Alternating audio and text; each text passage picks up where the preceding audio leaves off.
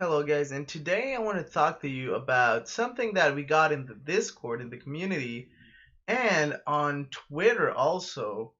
And that is that, in the next patch, we're going to have another really big change coming into Smite Tactics, right?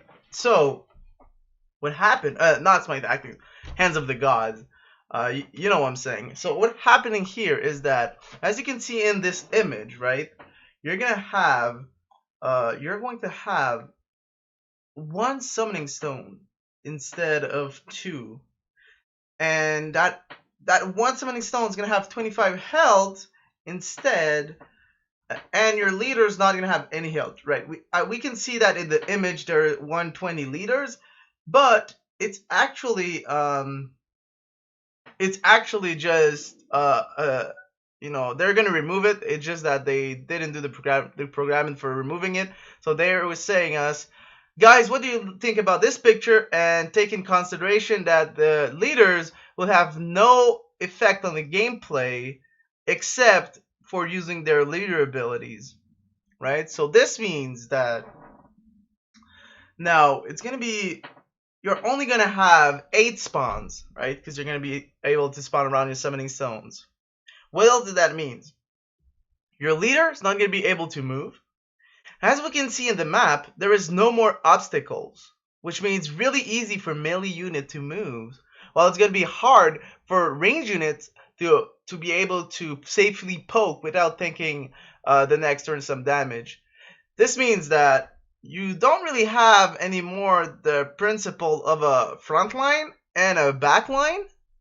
Also, that if your opponent is around your summoning stone, there is no way that can you spawn something in a safe position that will not be attacked. Right? There's no more obstacles unless you already have something in board. This also means that anything, just like that fire imp in the picture, anything that's gonna be able to have 1 health and high attack, like the Curse Warriors also, for example, and be able to attack for free each time the summoning stone, it's gonna be really good. Why? Because you don't have that leader anymore, right? And what can you do when your opponent spawns like 4 2 1s and the only thing that you can spawn is 1 unit, right? This means that your opponent can use 4 units to attack while you're only using 1 unit to kill one of their units. And without the leader, that's even a greater problem, right? Because before, okay, your opponent's gonna summon a fire imp and a curse warriors, attack your summoning zone, right? Then on your turn, you can use the leader to kill one of their 1 health units and maybe play something else and use that leader at your advantage. Now that the leaders will not be able to attack anymore, any unit on the board will be something that is really, really dangerous. And by, like, for example, being able to swarm the board with a bunch of little units, while your opponent only is playing one big unit, that one big unit can only attack 1 time per turn. And not only that, if you're swarming the board with a lot of units, if you get 8 units around the opponent's summoning stone, this is over. But talking about the spawns now, since the summoning stone don't deal return damage, and they do have a little bit more health, but you can only spawn around them, right? As what we understand as of now, this means that if you have an Ascensus, or a Bull Demon King, or a Soul, you almost just won the game by the card itself, right? If you're ahead on board and play one of these 3 cards, they have cleave and AoE damage. What does that mean? Okay, you just lost your board. You're gonna play something on board, but then your opponent with the Bull Demon King is going to attack the summoning stone and deal 4 free damage to what you just summoned. Same thing with Soul, coming from a Web of Ward, for example, and same thing for Ascensus that can be buffed also with Battle Rage and March and other things, and he just needs to have a friendly adjacent to him. And it's going to basically be harder for that to play from behind, right? The leaders were a mechanic that, because of the return damage, they were able to keep the snowball from coming, right? When they got nerf in health, I mean, you could still use them a little bit, but not as efficiently to keep the snowball from coming. Now, also, if we're looking at that, this really looks like for example, Hearthstone now. You have a leader that you can only use for his ability. He cannot even have a weapon, right? And you have your health, which is the summoning stones. When your opponent attack your health pool, they don't take return damage. So when your opponent attack your summoning stones, they don't take return damage. So it's kind of the same thing. Your leader ability costs 2. In that game, Hearthstone also your hero power, they call it, costs 2. Now, you gain a mana per turn. In this game, you gain a mana per turn. But in Tactics, or in Hands of the Gods, you start at 2 mana. So, they really had a unique playstyle, and now they're going more towards Hearthstone, right? Because in Hearthstone, no matter what you play on board, you can always attack face unless there's a taunt, for example, which is ward here. And that really feels like they're trying to do, right? There's no more body blocking. There is no more anything in that map. It's just anything that's going to be played can, if he wants to, attack that summoning stone. But with 4 range of all the range units, they're always going to be in range. And with 3 movement on a melee, they're also always going to be in range. By the time you get a big board, you will probably already be dead. Now, they got 5 health increase, but they are not in 2 different positions, right? Because right now, what you can do is you can put you can like decide to give up one of your summoning stones to protect the other one more efficiently with body blocks, range units, and more stuff, right? But in that, it's not like there's a strategy, right? Where you have to attack both at 2 places at the same time. You have to defend 2 places at the same time. No, this is just straight in the middle of the map, like Smite Arena, when everybody just battle out 5-on-5 middle with like a lot less strategy. Not only that, but like it is so easy to just start the game playing the Fire Imp, move and attack for 2 damage. Already there. That's Fire Imp dealing 2 free damage. No matter what your opponent plays, you can deal another extra 2 damage on the next turn, or force your opponent to use like a Sunder on an Imp, and like even if you play something, then your Fire Imp can kill it, or just continue attacking your stone if he has a removal. Anyways, it seems like it's gonna be really awkward to see the change, right? The summoning stones change. When we changed from a leader to a summoning stone, that was really scary because it was nothing like we know in none of the games, right? None of the games were having leader, summoning stones, multiple objectives, multiple choke points, a good board, and now we're just going to what we know in most games. One single health pool that doesn't that doesn't deal damage when you attack it. The attacker has the advantage, right? In Smite Tactics, the one who's attacking makes the decisions. While, for example, in Magic the Gathering, it's the one that's defending who makes the decision. For example, in Magic, when your opponent attacks you, you're the one deciding which of your units block if you want to block, and if you don't want to block, you just let it go through your health. So in Magic, the defender has the options. Here, in Tactics, just like in Yu-Gi-Oh! And just like in Hearthstone, it's the attacker who has the decision. He is the one deciding where he attacks and how he attacks. And not only that, this also caused the problem of you're having like Norse, for example, who has a lot of cards buffing their leader. I'm talking about Pardon, Gunner's Might, what else? The new one, Gift of Munning. Yeah, these 3 cards. You know, when a Pantheon has like 30 cards and 10% of their cards are not going to be useful, there's so much stuff that are not going to be, how should I say, are not going to be useful anymore. So that's also a big change. Again, it's going to be really awkward. So we talk about the spawns, we talk about trading, we talk about snowballing, we talk about positioning, how it's almost gone from this like the game. Positioning was so big. It was important to body block, to be out of range, to spawn your range units out of the range of the melee. How can you spawn your range unit in a map like that out of the melees if your opponent is already on your summoning stone.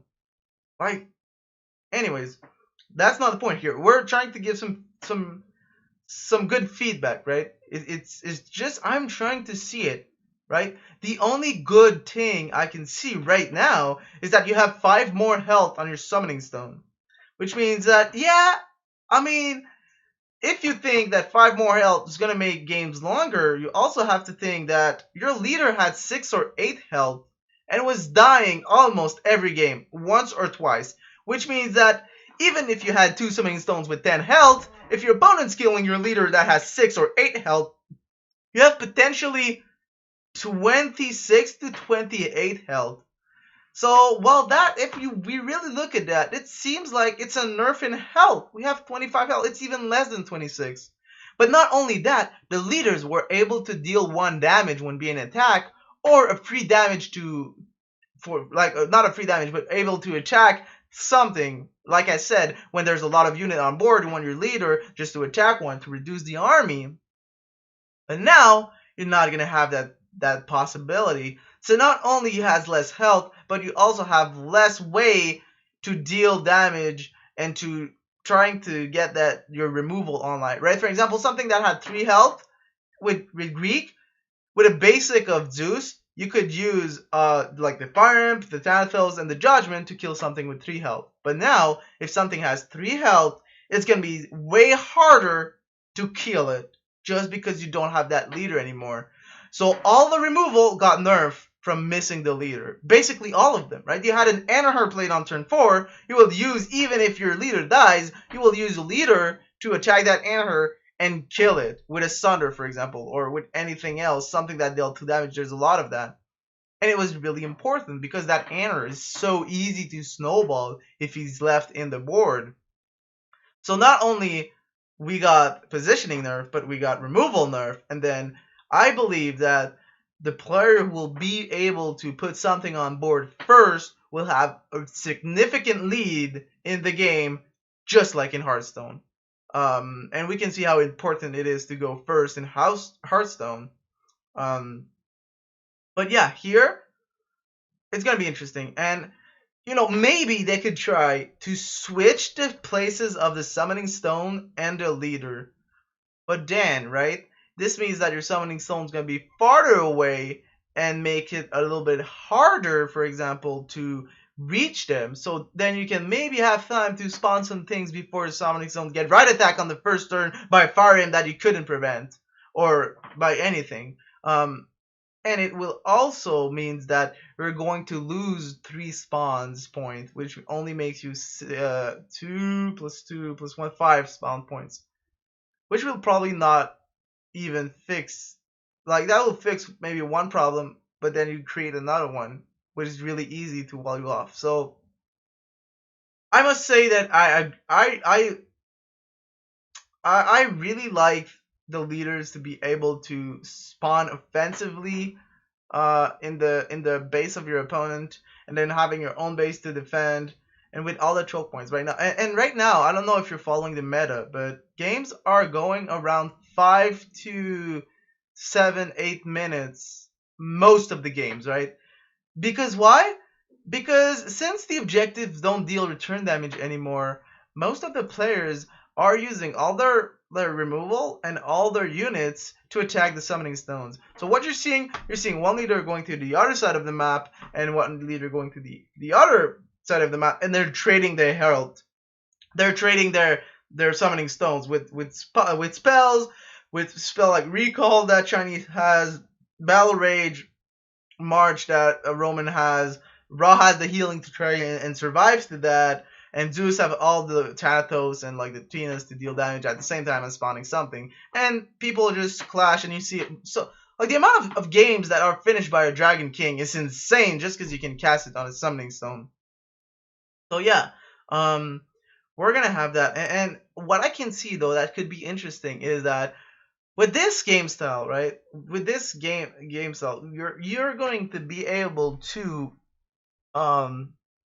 basically not only attack your opponent at the same time, but because everything's gonna be in the middle right there. It's like 1, There's like 1, 2, 3, 4 squares between the summoning stones, right? So because everything's gonna be in the middle there, at least you're gonna be able to attack your opponent and defend at the same time, which in the current state of the game right now, as of patch CB 0.21, it's way harder to do that unless you have spells like Guan Yu that can just recall into your hand. So that can make the game a lot more focused in the center, but then you lose all the like I said, you lose all about the positioning. You lose so much of that. I mean, of course you're gonna have to play around Dragon King, around Terra, around Athena, around Anubis. I mean, this is not going to change. But what I'm saying is the front line versus back line is going to be really interesting. And that's one thing that we're going to lose. The snowball potential also is going to be really concerning. The thing that you have, like significantly less health since your leader is not there anymore to body block or to tank or anything. What I'm scared the most, I think, is that people will just ignore everything that the player do and just rush down that 25 health summoning stone. And we're going to see some things like a Loki come back. You play a Loki with a Fatalis, and that's already 12 damage. You got it with an Odin, that's 14 damage. So that's more than 50% of the health gone in turn 6. And we still have no real counter to Loki, except Annihilation, Clay Soldiers, and Anubis. And if you didn't get that, two of them are legendaries and on the same pantheon as Egypt. Then you could argue that, oh, I'm going to put a guard unit, but then, if your opponent has Freya, which is played most of the time in Greek, they will just banish your guard and still attack with the Loki. So guard's not even an option to protect you against the Loki most of the time, because Loki is played with Freya like 90% of the times.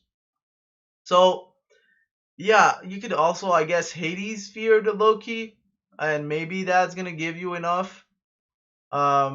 Nonetheless, that's still going to be something really scary. Now, if everything goes in the middle, Dragon King also is gonna get some value. I mean, Dragon King and Ao Kuang together are such a strong combination, but it's gonna be harder to place anything safer on the board, right?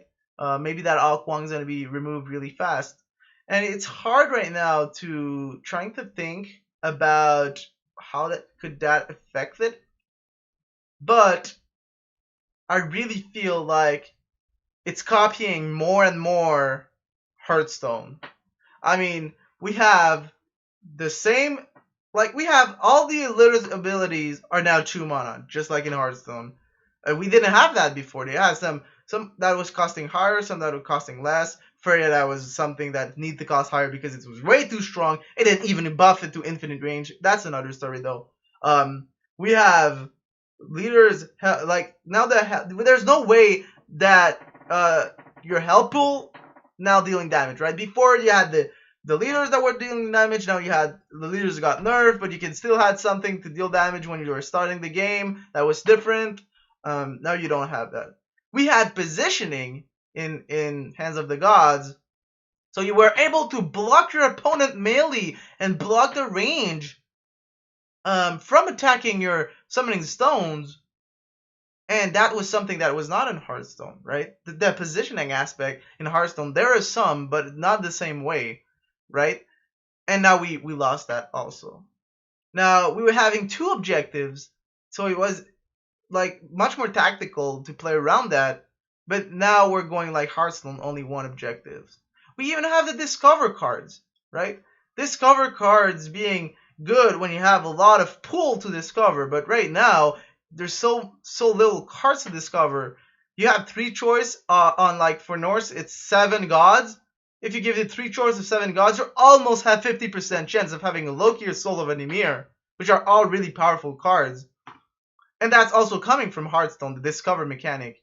So yeah, it's just Afterlife, Warcry, Battlecry, right? It's just so much similar right now.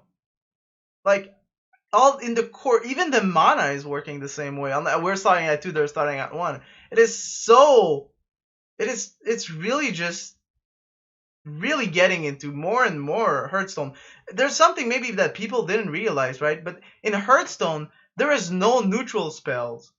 And what did Smite Tactics did? They decided to move all the spells from the neutral set to the Pantheons only. And this is exactly how Hearthstone is working. And that's another thing also that's going to be exactly the same as Hearthstone.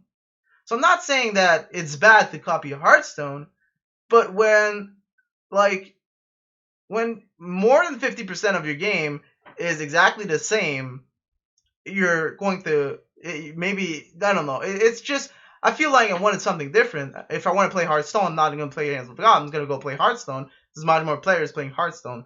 Though I must say that the RNG factor in Hearthstone is like way through the roof. I just hope that Hands of the Gods not going to go there with RNG. And that's what I liked before. You had so many options that were different from the other games in the genre, and now it's just trying to get in line with all the other games. So I think that were all my thoughts. I hope that you guys enjoyed. Hope that you learned a lot. How about what could be the future of the game, and how this change is going to affect the core gameplay of the game, and also just giving my heads out about my concern about moving forward. And thank you for watching. Like it will be really interesting, guys, if you want to share your thoughts about this change and what do you think about it in the comments below. I'm gonna be sure to read it and to answer it. Thank you for watching, guys, and I'll see you soon.